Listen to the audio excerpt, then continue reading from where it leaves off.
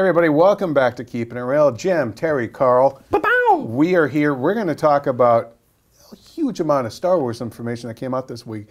And it will get, I guess, spoilerish just based on what they felt they could reveal. Yeah. There's so this is huge coming Entertainment Weekly Star Wars feature that has been parsed out, like every tiny drop of detail is an article. Yeah, which I mean is fair because as we've discussed many times before, we knew so little about it. So so definitely spoilers, things that we were speculating about before were like casually confirmed in this. That's a great way of putting it too, that it did kind of, even if you're reading that story, it just kind of would pop up there. So we know how sensitive everyone is about spoilers. So if you don't want to know, bookmark this, come back, watch it when you finally do cave and read it, because you know you will. And we'll do a visual symbol when we're done, which is just going to be. Exactly. So we have a lot, though. We have a lot we want to talk about. So again, spoilers. We're going to move ahead now. First thing, and this was the last thing we read right before we came in here to record, and J.J. Abrams was talking about Luke Skywalker, and just sort of casually kind of confirmed a few things. I'm going to put on my glasses, Jim Kirk style here. He's like, damn, and he does that bit. Come on, anybody who's seen Star Trek 2 knows what I'm talking about. So, and then they crack. Your audience is laughing. I just throw them on the table. We don't have the live show audience yet. I know. We're going to have to put in the laugh track in a moment. So here's what JJ said to Entertainment Weekly. Basically, the filmmakers haven't forgotten about Luke, but it's possible others in the galaxy may have. He could be a forgotten hero. So, quote, "It was the thing that struck me the hardest, which was the idea that doing a story that took place nearly 40 years after Jedi meant that there would be a whole generation, a generation for whom Luke Skywalker, Han Solo, and Leia would be as good as myth. They'd be as old and as mythic as the tale of King Arthur. They would be characters who they may have heard of, but maybe not." So what's awesome about that is that he went on to say that how that sort of perception, and we did get a taste of that, and the trailer was like, you know, it's true, all of it. You know, I'm going to do a lot. I'm going to do a lot of Harrison Ford in this thing. I've met him a few times, and he does this thing. I hope I sound like that when I get older. It's going to be all that whiskey catching. It's really on you, dude. You can, since you can do this impression, you can just take your voice. I'm just going to get a scar across here, and it'll be great. Also I guess he's got a big scar across his forehead now too from that plane crash. So all these things are easy to replicate. We also learned. We also learned from that. He's a tough old SOB. So anyway, so how did what is that sort of mythic hero, the forgotten legend thing? What does that mean to new characters like Rey and Finn? Well, funny you should ask, Jim. Funny, I should ask myself. They just casually confirm again, great phrasing there, Rey, abandoned on the desert world of Jakku as a child and forced to eke out a meager existence. And he, JJ said that she, I thought this was particularly... She might not have necessarily heard about that. She's struggling without a formal education or support system, who's in that person in the literal middle of nowhere who would have heard about heard of these things, but wouldn't really know much about it. And what's interesting about that is that she's got all this like iconic sort of like vehicles and stuff crashed all around her. Like there's symbols of this big conflict, and she's just kind of like going about her day, you know, do. Yeah, I think what's also interesting about that is like one of the first images we saw of the Force Awakens was her like on her speed. I'm sure that the vehicle has a name. I don't know. It does, and I can't remember it. Sorry. But she has her goggles, and her goggles are just stormtrooper like eyes, and that she's sort of, you're right, like recycling all these things that are iconic to us, but for her wouldn't really have much meaning. And I think also like that really explains to us why she is an explorer and why she, like we see her going through and looking at all this stuff that she wouldn't, we now know she's would educating herself, really. Yeah, and she would just be curious about what that story was, but not have any confirmation. You know what it kind of reminds me of is like a Dickensian orphan. You know, you're growing up in London, you're surrounded by history, wars that have been fought, these famous characters, King Arthur, all that jazz. But if you have no education, you have no family, you're left out in the street to survive, what the hell do you really give a damn about any of these people? Well, you know, they're just they're famous old people that weren't there for you, so who cares? You know? And you say orphan, and that to me was the biggest like confirmation is that hi, Rey was abandoned on Yeah, Jakku was as a it- was that child. the- actually was say that orphan, or did he say abandoned? He said abandoned. He said abandoned. He didn't say orphan. Because No. what No, that's was it, totally the different. international or that Twitter spot that they put out? But she's like, I've been waiting for my parents or something like that. Yeah, like that was the implication. My family. And again, She says My family. family. Yeah. And I think, again, like I know your eyes. these are things that we speculated upon. Like we had a whole debate about whether or not people would have forgotten about this and whether or not that news would have gone out to the galaxy. And so to have that confirmed, we were talking about this a little earlier, like we almost like the speculating on it, but have maybe gotten a bit too much information with this confirmation. And we haven't even gotten to the third thing in that story. Wait, which there's is, like 7 more things. yeah, This is amazing. In that same story about Luke is Right. that Finn, who was again, new confirmation of things we assumed is that he was raised by the First Order to be a stormtrooper out of this like shell that was left of the Empire, and was raised to think that Luke was the enemy, you know? And so to him, this is a figure that he's heard about, but in a negative sense, and he hasn't even necessarily heard of Han Solo. It's like, Han who? Because the losing side of the war wouldn't want to share the legacy of these heroes who we have come to idolize. I do think it's interesting then that Finn can have pieces of information that, Rey wouldn't have, and we'll get to Snoke in a minute. Each one of them will have a piece of the puzzle. So I do like that there's almost a mystery structure to the movie. And they did confirm also that is something we knew and had been started as rumors, but that is Luke's original lightsaber that had belonged to Anakin, that we see Obi-Wan give Luke in New Hope, and then gets it cut off in Empire. That's the one that Finn's using. And so that he's it using is the key lightsaber. to finding Luke eventually. And I think that's why Kylo Ren is after them, is like, if he is truly artifact hunting, he's like, here, I'm coming to get it. And that's why they cross. What if I will finish what you started is killing Luke Skywalker? Because for him, it's like, he wouldn't know that Darth Vader is Luke's dad. Right. He would just be like, he wanted to kill this kid or turn him to the dark side, so I'll do that.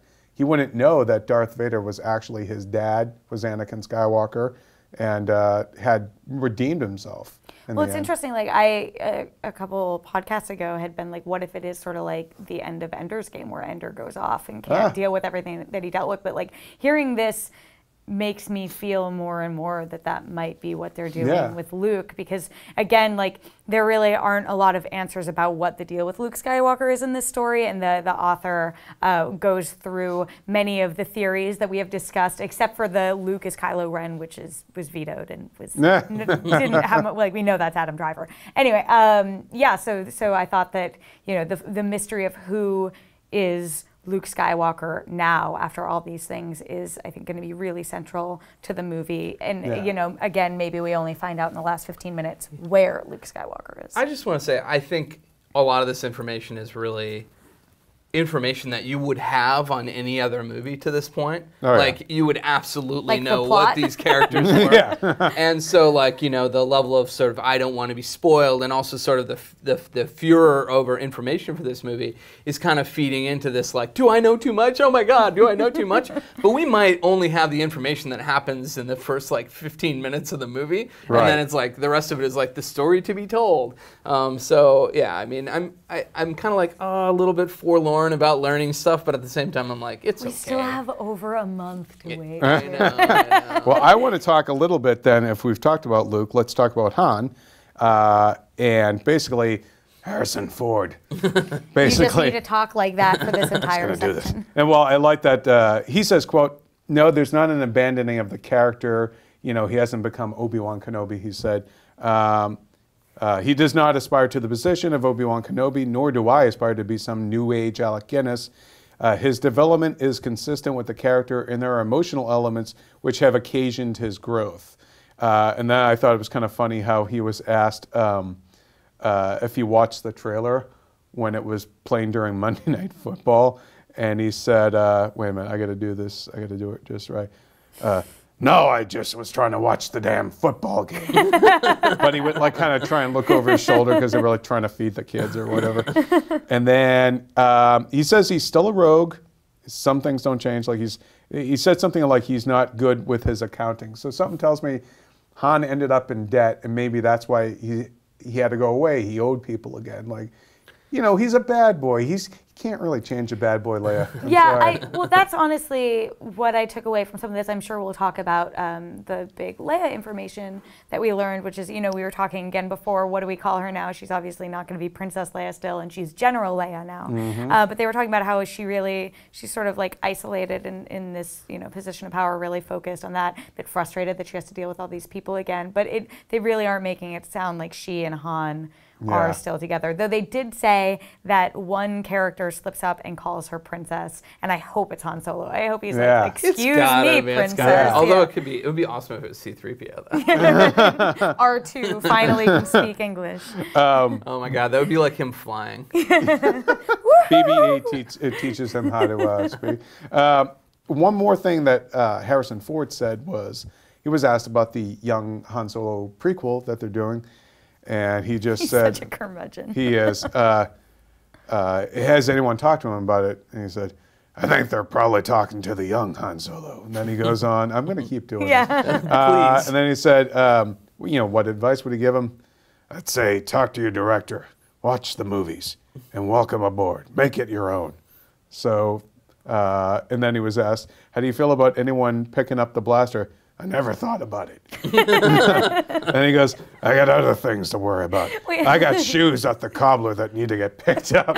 I got to go get a bike fixed. My favorite thing from this article, which like I think all I want to do it as like an audio book now. Yeah. You know? I really think that these are all worth reading, but his was specifically funny because he talks about how Oscar Isaac came to him to ask for advice on like being a pilot in or whatever. And he went like, even though Harrison Ford is this, you know, well-established pilot, he's been doing this for years, he was like, kid, I just made it up. He's like, he asked, but then he backtracked. He's like, I guess I did ask George that when I did the movie. And then he's like, I don't know, spin a few dials. And he's like, all right, whatever. But I feel like Oscar Isaac maybe told us that when he came in he did. for an interview.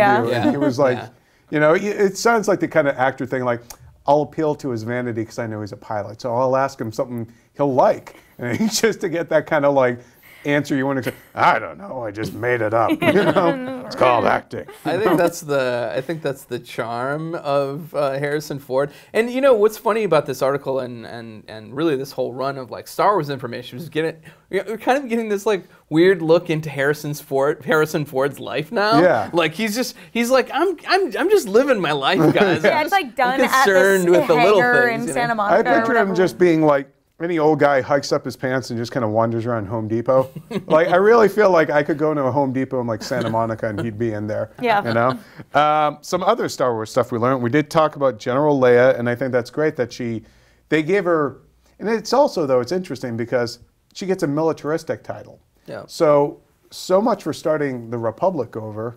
If you're now called the Resistance, it sounds like the war never stopped. It sounds like Star Wars Force Awakens finds our characters in a far sadder place than we ever thought they would end up, given the yub-nub dance at the end of Jedi. It has to be, though, because if there wasn't that sad place, then, you know, like this movie would start with them being taken by surprise, which isn't like a great, you know, I love that point. about fantasy, though. I mean, I think that that's one thing that really is appealing about Game of Thrones, as an example, is like, that story in a traditional fantasy telling would be like Robert's Rebellion and like everything that happened before the events. But Game of Thrones picks up after all these great things when everything's going to hell, and then it just goes to hell. And like I've read other series like that really do. They come and pick up like there's no such thing as that Tolkien, you know, and then they lived happily ever after and nothing was ever wrong again. And so I think that's really interesting and exciting that Star Wars is dealing with that. And that was one of the things that was teased about Luke,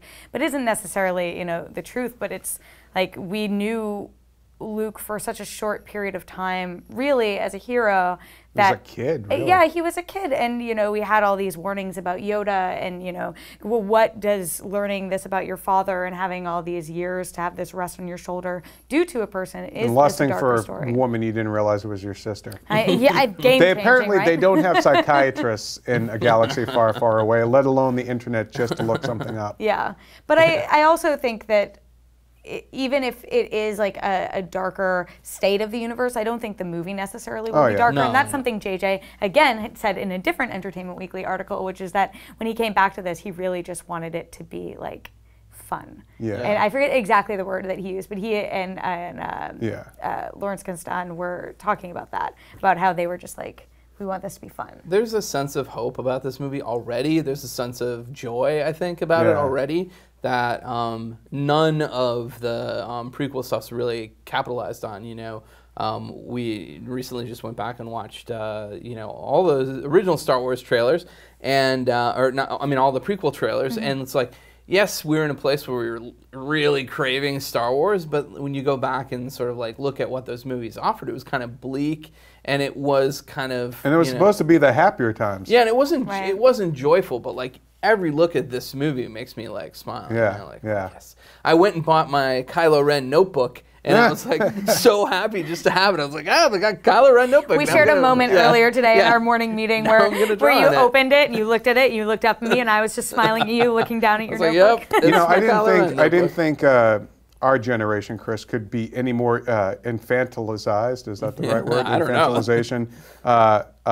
Than we already were until another Star Wars came along. Yeah. And it's like, I'm going to buy an action figure. You know, you're like, oh my God, I'm a grown-ass man. Why am I doing this? Yeah. You know? Well, if my parents are any indication, yes, we will be doing this forever, because they loved Star Wars and took me to Star Wars, and they're just as excited, you know, to see the new ones as we are. So, speaking of new ones, we have new characters, obviously, in this one of whom, some more that we learned, Maz Kanata is over 1,000 years old. Mm-hmm. That's amazing. And her eyes are very good or something. Her goggles are important. Yeah, she's got like important goggles. Yeah. And yeah, there's a lot of goggle stuff going on. Rey's got goggles, she's got goggles.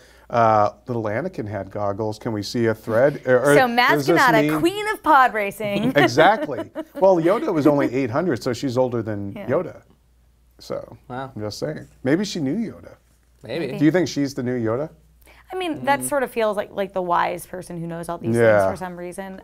But I think that she must. What do you think it is about her goggles? Are they like actual like I see into your soul goggles, or do they collect data or something? Maybe. I thought like her eyes just needed to be protected. I got the sense it was like there was something interesting with her, with her eyes, and that's why she needed the goggles. To maybe. Yeah, that's going to be real. She's an older woman. Maybe, you know, she has like some cataracts. Michael Caine Coke bottle glasses, like, I don't know, on Maz Kanata. That was my horrible Michael. Yeah, that was not a Lupita Nyong'o. Nope. Another revelation was Snoke. Supreme Leader Snoke, or it's Chancellor? So. Yeah. Supreme Leader. Which is Andy Serkis's character. Such a great, like, overblown name. Yeah. Well, I was, you know, it's a very dictator kind of name. Like I think it was Kim Jong-il was Supreme Leader. So it's definitely conjures up like, you know, closed off society, and I'm the word, I'm the law. Those rows, those banners, those like military installations, huge groups of like soldiers marching to show power. Yeah. Like it's that all First Order shot, stuff, that like great, you know. It looked almost like Red Square, you know. Yeah. But I was going to say, we learned Maz and Snoke are the only two motion capture characters, and that they originally wanted to do, I think, just Maz as a puppet, but just quickly realized that they needed mocap, which I thought was interesting. Well, the way that Serkis describes his character is that he's very large, very tall, and that he has a very, quote, idiosyncratic bone and facial structure, and that, you know, the facial design is really important, and they're just going to do it with practical effects, with prosthetics. I'm thinking he is going to be, I bet you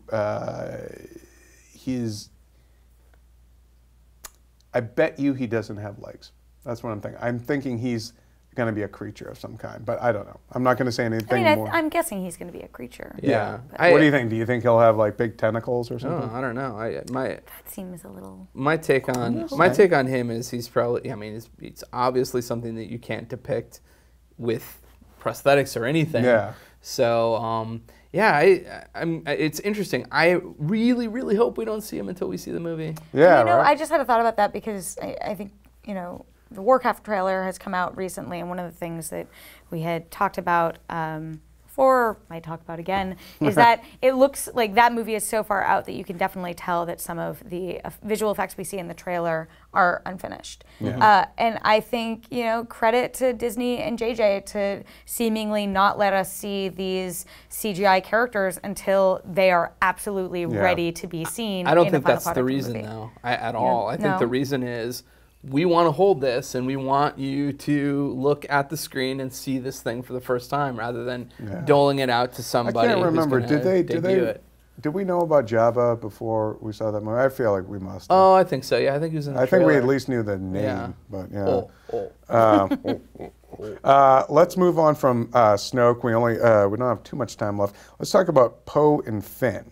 Now we did see a photo, and it only dawned on me recently, and I think maybe other folks have talked about it, but like Finn is wearing Poe's leather jacket, the one that we see in the photo of him wearing when he's captured. Yeah, and he's one of the stormtroopers that it must be what the torture that they're putting Finn through must be the final straw for. Right, that's the theory putting Poe through that people, it's sort of like there were breadcrumbs that led them to that theory before, which is that Poe is captive, you know, resistance fighter on whatever ship that Finn is also on, and then Finn rescues him, goes down to Jakku.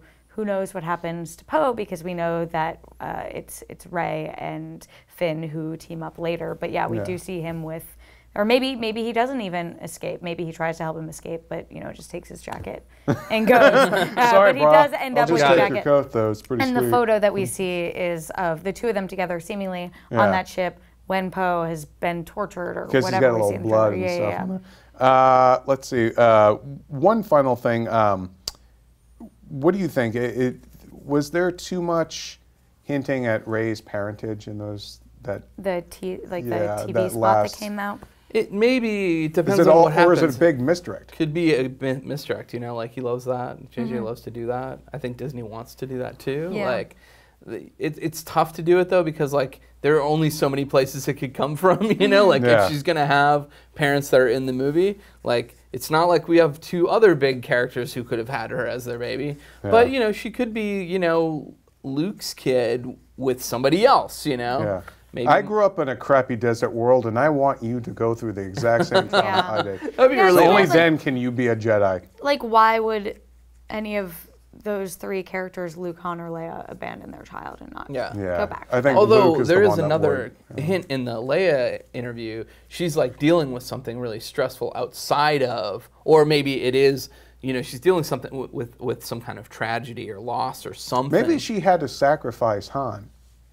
Maybe. To make some peace, like if he was owed something, and in order to forge an alliance or whatever, she's like, "Baby, you got to go. You got to go do your time." Not funny, but and tragic. He would do it for her. If something happened where, you know, they thought that their child died, but their child, you know, was kidnapped or sent, you know, there was a crash and crash landed and was left alone and didn't know what happened.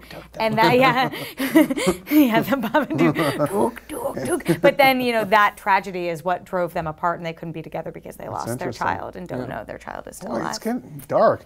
All right, well, we got to move on from Star Wars. Wait, so that means I need to do my symbol. It's safe. It's safe. You can come back to us. Okay, I'm going to rattle off a couple of things. Activision announced their big plans to get into the film and TV realm, and they want to do a big whole Call of Duty kind of movie verse. Expanded universe. I can't wait for the zombies movie. Wait, I mean, do you think... Which will have to come eventually. Is it a day late and $1 short for Call of Duty movies? I mean, I think that the audience is still there, for sure. There's still a huge Call of Duty audience. I think the biggest thing is, like, what era do you go for? I think... maybe they're going to go flashy and more modern. They might do something like Modern Warfare, but you could go Black Ops too. But Call of Duty had its origins in like World War II, so there's this whole range of things that you could do with it. I'm thinking though, my guess is they're going to do something in the either Black Ops or I don't know. I'd like to see like almost like an anthology film with different sections in different wars. Yeah. I mean, yeah, because awesome. I'm not sure how else they would do necessarily an expanded universe. I don't think that there are necessarily, you know, iconic characters that could exist alongside each other in the same way that the Marvel stuff does. But I do, you know, Activision's move to make their own studio does strike me as following the Marvel formula and making sure that they can do it right. I think that it's not too late either. A lot of studios seem to be looking to see how Warcraft and Assassin's Creed will do, and obviously Blizzard and Ubisoft had a big hand in both of those. Right. So yeah, we'll see. Yeah. I don't imagine they have so much money. Activision. What was it? 550 million? Did I read that, or am I getting that mixed up? It was that they made on like opening day, or something like that, or I don't know. I mean, they just spent like $1 billion buying King to the creators of Candy Crush. $6 billion to buy Candy Crush, so they've got some. A lot of candy. Clearly, let this sink in. That was more money than Disney bought Lucasfilm for. Damn. For Candy Crush. For Candy Crush. Well, that movie, that game, reportedly generates about $650,000 a day, or something like that, in profit. And obviously, King is more than Candy Crush. It's just, exactly. But it's just funny to imagine like a Candy Crush, Call of Duty Candy Crush, or whatever can come out of it. Who knows? Maybe that will be incorporated into this expanded universe at some point too. Let's talk about real quick. Ridley Scott saying that his Prometheus sequel will explain where the aliens, the xenomorphs, came from. To which I say, balderdash, sir. I don't want to know. Stop demystifying your own mystery movie, I didn't want to know. I don't want to know where the friggin' xenomorph comes from. It's just a creature. Midichlorians. I don't want to see like the origin of Jaws and Mommy Jaws and Daddy Jaws and how, he went astray as a kid and went to like Jaws reform school and then became like a Jaws car thief, and it just, this just makes me think off the rails from there. One of my favorite nerdy comedy bits, which is Patton Oswalt. It's like if he could go back in time, he would kill George Lucas with a shovel. So before he made the prequels, and then he goes through this whole thing where he's like, "You like ice cream? Here, have some rock salt. Like, you think Darth Vader's cool? Here, he is as a whiny kid." And so maybe it's just a little bit of Ridley having that George Lucas syndrome where you don't peel back that many layers. I want to. I want to end with something that we last week we talked about Power Rangers, and I asked people like, what is it about it that appeals to you, all that. We did get some reader email on it, but I do want to ask, I do want to read one from Eric Francisco, who's actually a pop culture journalist for Geekscape. And I thought it was a very nice email, and he said that he's watched it for 20 years, blah, blah, blah. But then he goes, I grew up an Asian kid who loved TV and movies, hence why I work as a journalist today. While everything else I watched growing up, from Friends to WWE wrestling, lacked people who looked like me, Power Rangers didn't. It had a multi-ethnic cast and huge imagination. Power Rangers captivated me in the same way that kids of 1977 saw Star Wars. Except the difference is that I saw myself on the screen. Seeing Asian superheroes on TV, Trinity the Yellow Ranger, and later Adam the Black Ranger were Asian Americans, empowered me through bullying and being different, and inspired altruism and a sense of right and wrong that I've kept throughout the years. They're superheroes, like Superman, like Spider-Man. Good superheroes inspire their audience to be better. Power Rangers is no different. I thought that was a lovely email, and so thank you, Eric. Yeah, no, I mean he's made me look at Power Rangers completely differently. So thank you so much for that, Eric. They're still stupid. No, I'm just kidding. Nice outfit, Power Ranger. We don't really have time this week to talk about Spectre, but I do want to say that it had the second biggest opening of any movie in the Bond franchise with 70 million. It's already made close to 300 million overseas, and it's in less than 2 weeks of its debut.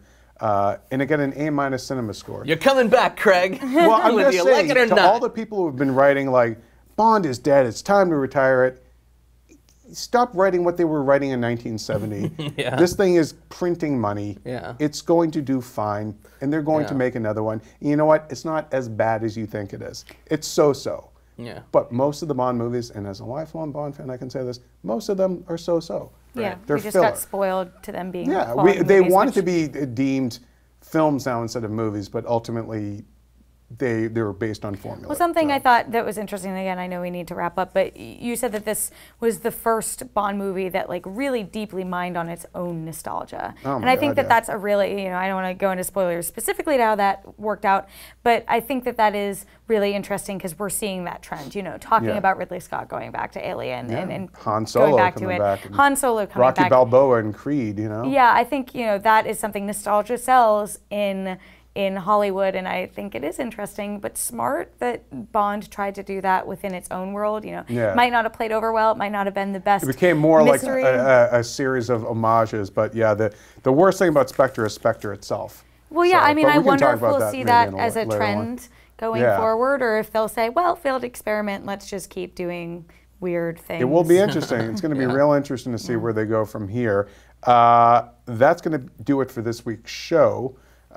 Send us your thoughts at keepingitreal@ign.com. Follow us on Twitter at Chris Carl, at Terry_Schwartz, at Jim Vavda. We're probably sitting out next week's show, just so you guys know, because we got some things on the docket that we got to do. Got things boiling and cooking. It's possible maybe we can squeeze one in, but I'm 99.9% sure it ain't gonna happen. So, with that said, thanks for watching. As always, keep it here on IGN for all things movies. We'll catch you next time.